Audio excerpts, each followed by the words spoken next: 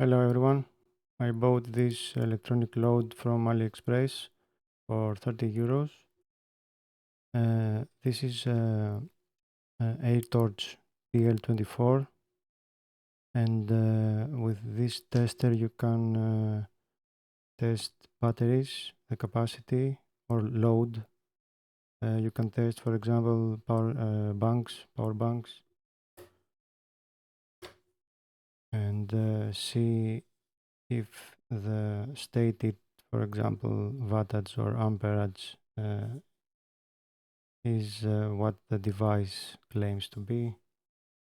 What is included in the box with the device is this cable, because you can connect this device to the computer, and it has an app that you can download and use the device from your PC and see all the data that you already see on the screen, and do the changes that you can do from the buttons. You can do it from the PC. You can also download an app for either iOS or Android for mobiles. And there is also an external temp sensor here inside, which plugs here, and it is for monitoring whatever you are putting load on, so it doesn't exceed a certain temperature. Also in the package was included this little board and these alligator cables. So you can either connect, for example, I have this battery here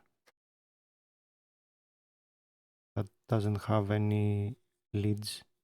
So you can use these alligator clips to test it, or a 12-volt battery, for example, a car battery, whatever. Or you can use this board by unscrewing these screws. And now you can test whatever power supply has a barrel jack or USB-C, mini, micro. For example, let me plug in this power bank and see what the device does. Okay, so let's plug this cable.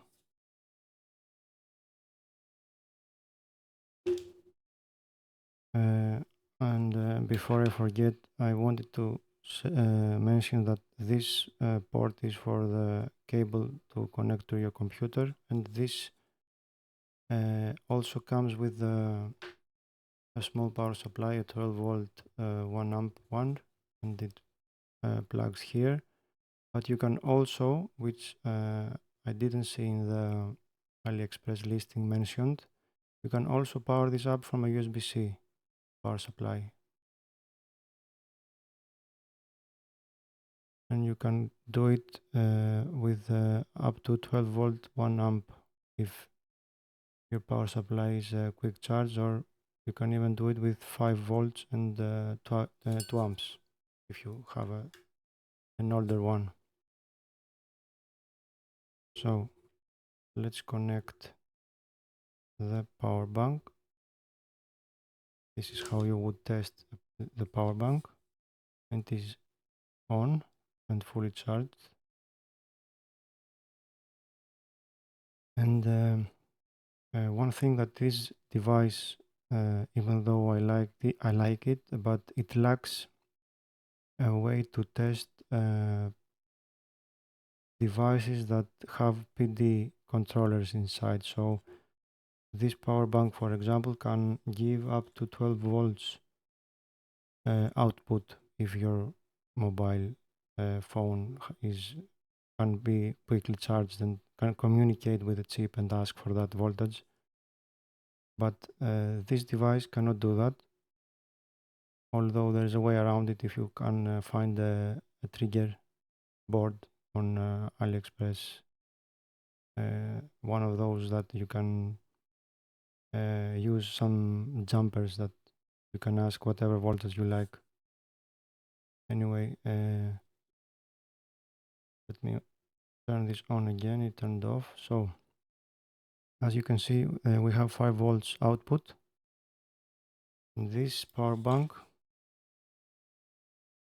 says that it can deliver 5 volt and 3 amps. Okay, let's see if we can get that. So this is how we tell the device that we want, for example, 5 volts we already have, and at the top we press the upper button and it changes decimal. It goes to 1. Here is plus minus. Let's go to 3. It turned off again. Let me turn it on. Okay, so now we have 5 volts and 3 amps, which the device states that it can deliver. Let's press on. This is on because now it's off. On.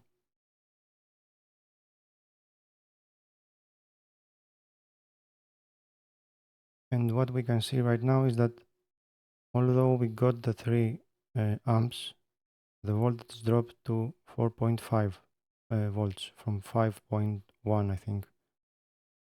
So this little device here is telling us that this power bank is a banana. That's right, because normally the voltage shouldn't drop below 4.75 or 4.8. Otherwise, this is not acceptable as a voltage. Probably most of the devices will still work, but it's not okay. So this power bank cannot deliver what it says it can. So if you have a very sensitive device that wants exactly 5 volts and 3 amps, this cannot do it. So this is how you can use this guy here and test things. Let's see if we can test something else.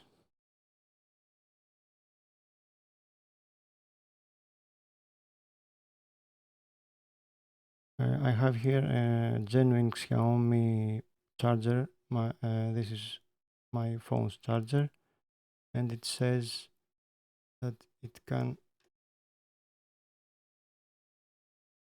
deliver 5 volts at 3 amps and other voltages because this is a quick charger.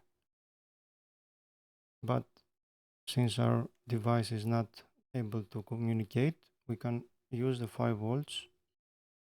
Okay, let's see. Can this charger, is this charger better than the power bank we checked? So now we have 5.22 volts here, okay? And we are still asking for 3 amps, which the charger says that it can do. Now the voltage shouldn't drop below 4.8. Let's see what it will do.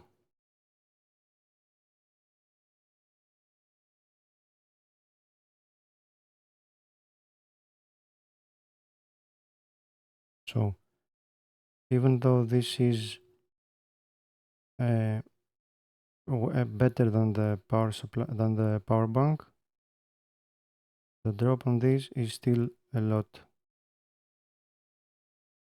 It went from 5.2 to 4.77. Although you can find on the internet that this is acceptable, around 4.75 is acceptable. This is still underperforming in my opinion. And the cable is the genuine one, so it's not the cable's problem. We don't lose any power here, or at least a lot. So that's that. And another thing that bothers me is the beeper that which you cannot turn off. So I've put some tape on top to reduce the sound, but I might later remove it or put a switch so I can have the beeping if I ever want it. Also, let me see let me show you the listing.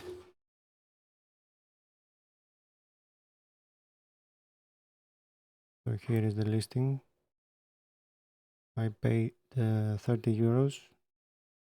This is when I bought it, and now for some reason it costs 33.7. Now this is a complicated device. It has a lot of things. If you want to read about it, it can deliver up to 25 amps, 150 watts total as a load, but you have to be less than 36 volts. And you can see all the stuff that you can do. And also this device for some reason needs to wire it a certain way. In this board it is being done internally, but for example if you connect these cables, you do it like this and not like this. You have to bridge these two and these two. So if you are ever going to use simple cables, you have to bridge them like this. So that's it for this device. I'm gonna be using it a lot in this channel. I'm gonna be testing batteries, capacities, and power supply loads. Like this one, for example, a car charger. So this was it for today, guys. Thank you very much for watching. I'm sure I did not show everything because this would take a lot of time. This was it for today. If I forgot anything or you want to see anything, please leave a comment and let me know. Thank you again, and see you on the next one. Bye.